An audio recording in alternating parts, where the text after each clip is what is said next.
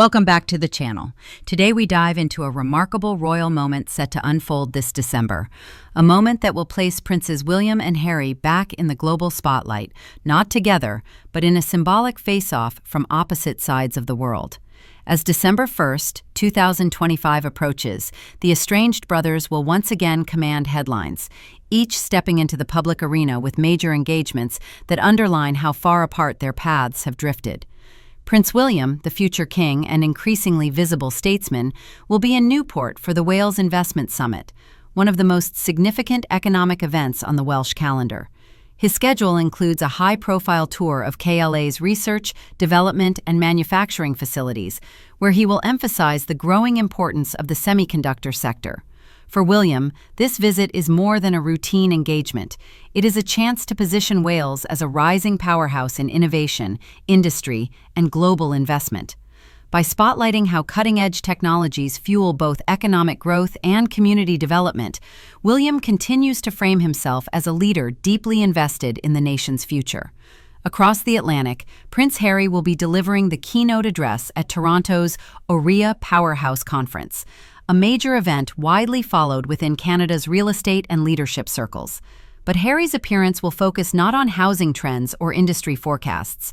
Instead, he is set to speak on themes that have defined his post-royal identity: service, resilience, leadership, and healing.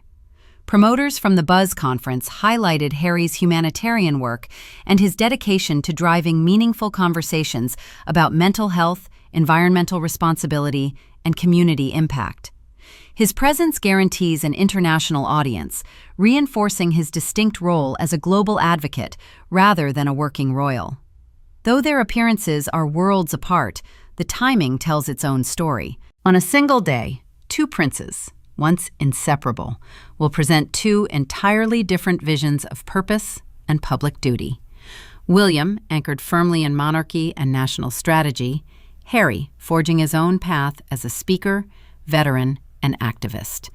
As December approaches, all eyes will be on how these simultaneous engagements shape the narrative of the brothers' ongoing divide, and what their contrasting missions reveal about the future of the modern monarchy. The Prince of Wales and the Duke of Sussex were once very close when they were younger, but shortly after the Duke's marriage to Meghan in 2018, their brotherly relationship became very frosty, with the Sussex couple quitting their royal duties and moving to the U.S. in early 2002. According to royal commentator Katie Nicholl, claimed the feud between William and Harry could have started as early as 2017. She told, "Of course, William had taken many years before he proposed to, because he wanted her to be his wife. He wanted her to be able to know that this was what she wanted for her life too.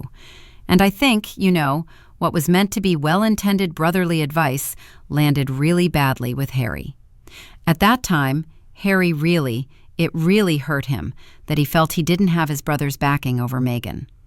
Royal author Robert Jobson agreed, saying, "I think that William was, like any brother, was probably just keeping an eye out for him by saying, 'Do you think this is happening rather quickly?'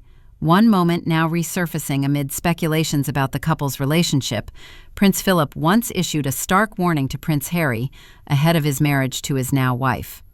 The claim emerged alongside new reports describing Meghan appearing visibly distressed during a recent outing in California, fueling fresh concerns about marital tensions. Insiders have claimed that the couple had been struggling privately over boundaries surrounding their children and their public presence. According to royal biographer Andrew Lowney in his book entitled, Prince Philip allegedly cautioned Harry that his marriage to Meghan would come with challenges the young royal might underestimate. "One steps out with actresses, one doesn't marry them," the Duke of Edinburgh allegedly told the Duke of Sussex when he and the Suits star got engaged in 2017. According to Seward, Philip was one of the very few wary of the actress when Harry and Markle started dating in 2016. The Duke of Edinburgh's reservations about Markle reportedly continued, even when the pair were married at Windsor Castle in May 2018. A former royal butler, Grant Harold, claimed that Prince Philip told Queen Elizabeth II, "That's over," after they left the chapel. Royal biographer Giles Brandreth, however, claimed that the Duke of Edinburgh still believed that people have to lead their lives as they think best, even if he personally did not agree with Harry and Meghan's decisions. Prince Harry gave up some of his titles when he and Meghan decided to move away from the royal family. While Prince Harry and Meghan still kept their Duke and Duchess of Sussex titles, they are no longer addressed as his or her Royal Highness. Harry also had to give up his military titles. The tensions inside the royal family have now hit a boiling point, and Prince William's patience continues to wear thin. The Prince of Wales may be closer than ever to delivering what he calls the ultimate sanction against the Sussexes. In his view, William is protecting the interests of the crown, and the catalyst, he claims, is their alleged attempt to stage what looks like a royal tour of Australia. And to him, it apparently means a refusal to step away from royal branding even years after leaving official duties. They want to be Duke and Duchess of Sussex. They want fancy monogrammed symbols on their letters. Meghan wants HRH on gift packages, arguing that their conduct echoes people who never truly left the royal family. This was a divorce in name only. Since the Sussexes' decision to step back from their royal roles and move to the U.S., the distance, both literal and emotional, between the brothers has been a source of public fascination. As Meghan Markle took on a more prominent role in advocating for issues like racial inequality and mental health, many believed that she played a crucial role in encouraging Harry to pursue a life of independence from royal obligations. Her frantic insistence on the title of Duchess is an attempt to imprint her family's royal connections on the public before their inevitable removal.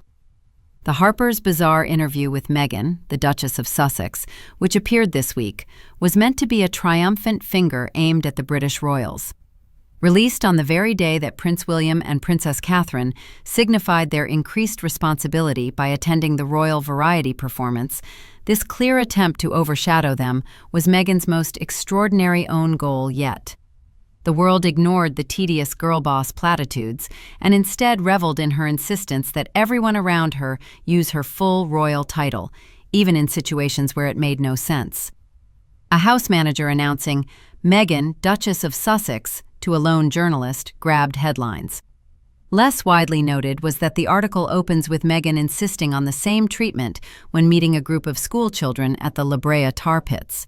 Her strategy is to use the titles more, not less, across the private, commercial, and PR planes of her existence to try and imprint them on the public mind. The same applies to her use of the surname Sussex. The problem for Harry and Meghan is not isolated missteps, it's the trajectory. Project Sussex clearly is moving in the wrong direction, and its principles are becoming more and more unpopular. As news of King Charles's health shock made headlines all over the world, his son, with whom he'd largely been estranged in the months prior, jumped on a plane from his new home in California to show his support. It was a positive step after years of tension between the royal family and the Duke of Sussex, despite the fact that questions were raised about why it lasted only about 30 minutes. At the time, I think the king was quite tired. He'd just been given the diagnosis, he was on a new regimen of treatment, and he agreed to see his son. But after the initial meeting, he didn't want it to go on and on. He was tired and wanted to go back to Sandringham. So he arranged for somebody to come in and say there was a procedure that the king had to have. He didn't actually have to have a procedure. He had to go on a helicopter to Sandringham, but it meant the meeting was cut down. The Duchess's outspokenness on these issues, as well as her candid interviews about the difficulties she faced within the royal family, has led many to believe that she played a pivotal role in encouraging Harry to step back from royal duties.